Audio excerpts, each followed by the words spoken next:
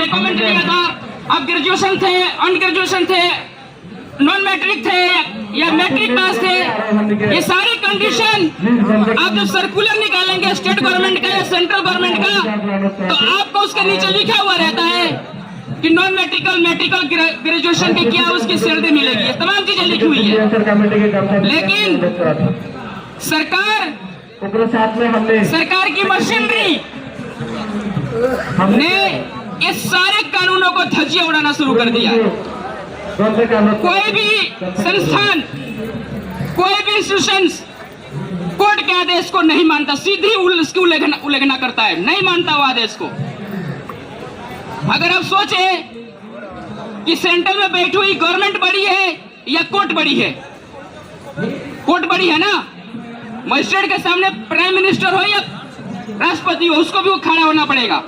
लेकिन आज जो कोर्ट ऑर्डर दे रही है, उस ऑर्डर को इंप्लीमेंट कराने की एरिया की डीएलसी के पास पावर है, एरिया का एलओ के पास पावर है, एरिया का जीएलसी ज्वाइंट लेबर कमिश्नर के पावर है, लेकिन सारे के सारे पावर पड़े के पड़े रह गए वहां पर। आपके डीएसवाई के अंदर पिछले कई सालों से किसी वर्कर को, कैजुअल वर्कर को ग्रेजुएटी नहीं मिलती थी, किसी वर्कर को नहीं मिलती थी। 3 वर्कर आए इफ्टू के पास, इफ्टू ने उनका केस बनाया, टीएलसी के सामने लगाया और 3 वर्कर आपके संस्थान से ग्रेजुएटी लेकर के गए, वो भी केस को द्वारा गए। उससे पहले कितने रिटायर होकर चले गए, कितने छोड़ करके चले गए, इसके बारे में मुझे नहीं पता, ये आप लोग जानते हैं। लेकिन जो परमानेंट एम्प्लॉय है उसको तो ग्रेजुएटी मिलेगी मिलेगी, वो चाहे रिजाइन करके चला जाए, चाहे आप उसको रिटायर कर दीजिए, वो तो ग्रेजुएटी मिलेगी मिलेगी। जो बेसिकली जो बात कहने की बात मैं जो कहना चाहता हूँ, आप लोग यहाँ पर आए हैं, बहुत अच्छी बात है, आते रहिए, हम भी आपके साथ खड़े हैं। मैं मानता हूं कि रोड की लड़ाई और गेट की लड़ाई, आप जो यहाँ पर 150 वर्कर या 100 वर्कर आए हैं, मैं दावे के साथ कहता हूं कि यही 100 वर्कर जाकर के सेक्रेटरी को घेर लीजिए कि हमारी ये चीजें रहेगी, हमारी ये चीजें नहीं मांगेंगे, हम जब तक नहीं मान जाएंगे। जैसे ग्रेजुएटी मिल गई थी वैसे ही ये मिल जाएगी। मैं आपसे ये नहीं कहता कि जंतर मंतर पे आना चाहिए, मैं कह रहा हूं कि मैंने कहा ना कि रोड की लड़ाई और गेट की लड़ाई लड़ना बहुत जरूरी है, क्योंकि आज की डेट में तमाम यूनियनें सिलेंडर बोल चुकी है, कोई रोड के ऊपर लड़ने को तैयार नहीं है, कोई गेट के ऊपर लड़ने को तैयार नहीं है। और ट्रेड यूनियन की लड़ाई गेट और रोड की लड़ाई होती है। यही अब 100 आदमी जाकर के चुपचाप जाकर के सेक्रेटरी के ऑफिस के बाहर बैठ जाइए, जी हमारी ये मांगे हैं, 24 घंटे का अल्टीमेट देते, 24 घंटे का आपने नहीं मांगा, फिर हम इसके आगे आंदोलन तय करेंगे। आपकी तमाम मांगों का हल डीएसवाई के अंदर हो जाएगा। कॉमरेड्स, समान कम समान वेतन हाईकोर्ट का ऑर्डर कहीं पर कोई लागू नहीं हो रहा है।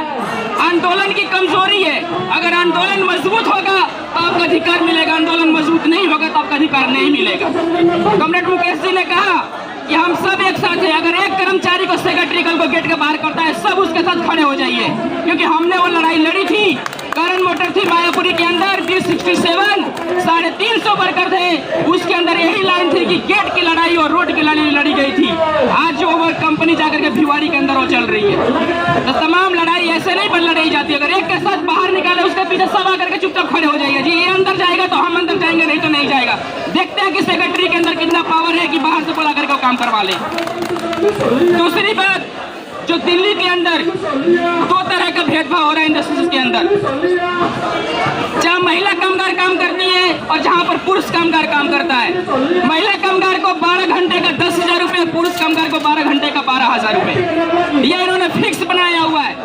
टोटल मशीनरी को पंगु बना दिया गया है। जहाँ 14 इंस्पेक्टर होते थे, आज वहाँ पर 2 इंस्पेक्टर रनिंग में काम कर रहे हैं। डीएलसी होता था, असिस्टेंट लेबर कमिश्नर होता था, उसकी पोस्ट को उन्होंने खत्म कर दिया। लेबर डिपार्टमेंट के अंदर येलो लेबर ऑफिसर, एलआई इंस्पेक्टर और जेएलसी या डीएलसी ये पोस्टें पड़ी हुई है। तमाम वैकेंसियों को इन्होंने रोक दिया है, ठेकेदारी प्रथा को इन्होंने बढ़ावा दे दिया है। किसी भी कोर्ट के अंदर सफदरजंग का उदाहरण हमारे पास है, मेडिकल का उदाहरण हमारे पास है। आप लोग भी उसी संस्थान के अंदर आते हैं।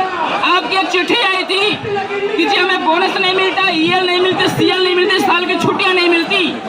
जब ये चिट्ठी को लेकर के डीएलसी के पास गए, बीके रॉय नए डीएलसी आए हुए हैं, वर्कमैन प्रोटेक्टेड वर्कमैन आपको वहीं से अलॉट हुआ था, जो हमने करवाई थी, वहीं से अलॉट हुआ था। ये कह रहे हैं कि डिफेंस गए, अब डिफेंस में जाइए। वहाँ पर बहस हुई, उन्होंने उस चिट्ठी को लेने से मना कर दिया कि अब डिफेंस में लगाइए। तो मैंने कहा फिर हम दिल्ली सरकार का वेजेस क्यों मांगेंगे, फिर हम सेंट्रल गवर्नमेंट का वेजेस मांगेंगे।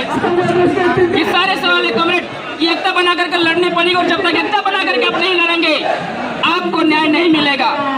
रास्ते कठिन जरूर हैं लेकिन आसान भी। अगर लड़ाई मजबूत हो गई, आंदोलन तेज हो गया तो आपको निश्चित मिल जाएगा। मैं इनकलाब जिंदाबाद, श्रम कानूनों को सख्ती से लागू करो, न्यूनतम वेतन देना होगा। पहले तो मीडिया के सभी साथियों को धन्यवाद देता हूँ कि आप अपना कीमती समय निकाल के यहाँ पे आए हैं। और हमारा जो धरना प्रदर्शन हो रहा है वो स्टाफ की मांगों के लिए है। बाकी सब जनरल सेक्रेटरी साहब उदय बताई दिया है आपको। हमें यह है कि जो हमारे साथ अत्याचार हो रहा है अधिकारीगण के खिलाफ, और स्टाफ के लिए लड़ते रहेंगे जब तक हमारी मांगे पूरी नहीं होगी। मांगे क्या क्या है, मांगे क्या वो बता दें। हमारी इंक्रीमेंट है जो कि 2016 से हमारा पे कमीशन नहीं दिया है, न उसका कोई चर्चा हो रही है और न दिया जा रहा। हम मांगों को लेकर यहाँ पर आए और अपना जो भी होगा, जहाँ तक भी होगा हम लड़ेंगे और लड़ते रहेंगे। जब से उसका साल हो गया उसका कोई मान्य लगेगा, हमारे साहब कई सरकार के इशारे पे तबीयत देखी कर रहे हैं सरकार से। अब पता नहीं क्या है जी, वही जाने मैनेजमेंट को नहीं हुआ है, हमारी कोई बातें नहीं सुनी जा रही। हम चिट्ठी में थोड़ा तेज आवाज में बोलिए जरा।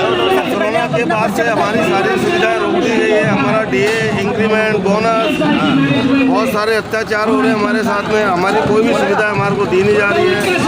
अपने सारे प्रोग्राम चल रहे हैं और सारी सुख सुविधाएं उनकी अपनी हो रही है और हमारे को कुछ भी नहीं दिया जा रहा है। 8 घंटे की नौकरी में जबरदस्ती बुला के हमारे को काम कराया जा रहा है और कोई ओवर टाइम नहीं है, कोई सुविधा नहीं है, कुछ नहीं है।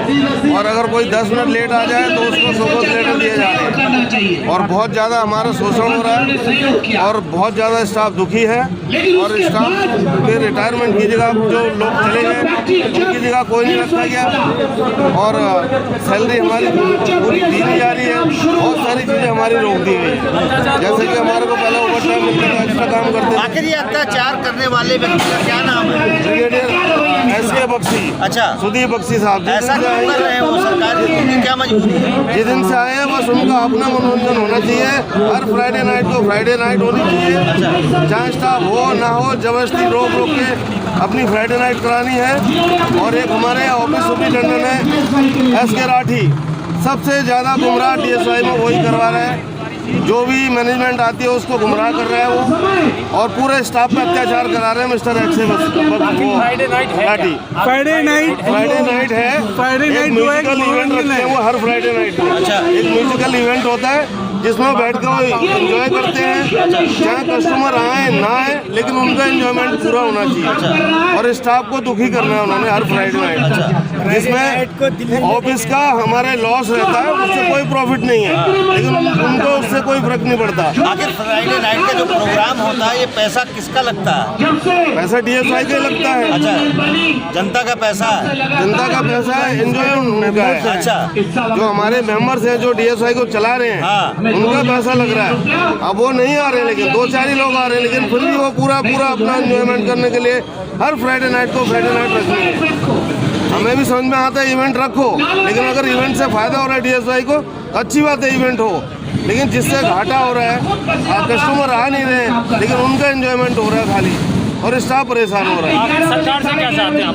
सरकार से हम यही चाहते हैं, हमारे जो 2020 से हमारे इंक्रीमेंट और हमारा डीए और बोनस जो हमारी रोक दी गई है वो दी जाए, प्लस 2016 से हमारे 2 पे कमीशन अभी पेंडिंग पड़े हैं वो हमारे बहाल करे जाए और हमें सरकार से वो बहाल की जाए। 2016 से पेंडिंग हमारा वेज रिवीजन वो जल्दी से जल्दी बहाल किया जाए और मैनेजमेंट से यही मांग है कि जो हमारा समझौता हुआ है एज पर MOU वो चीज़ हमें दी जाए। DSI संस्थान में एक समय 450 परमानेंट स्टाफ हुआ करता था और 160 कैजुअल। रिटायर होते होते 2024 में 110 परमानेंट स्टाफ बचा हुआ है, 94 अस्थायी कर्मचारी बचे हुए हैं। अस्थायी कर्मचारी 28 सालों से अपनी नियमित सौहार्दपूर्ण सेवा देते आ रहे हैं और वो आज तक अस्थायी ही है। अच्छा, जो कर्मचारी रिटायर हो गए क्या उनकी जगह पे कोई नए कर्मचारियों की भर्ती हुई है या जो बचे हुए उनसे काम चल रहा है? मैनेजमेंट ने कुछ कर्मचारी कॉन्ट्रैक्ट बेसिस पे रखे हुए हैं। उसमें एक SK राठी नाम का ऑफिस सुपरिटेंडेंट रखा हुआ है। वो 2023 सितंबर 2023 में 60 साल का हो गया था और नेम के अनुसार 60 साल बाद उसको रिटायर हो जाना चाहिए था।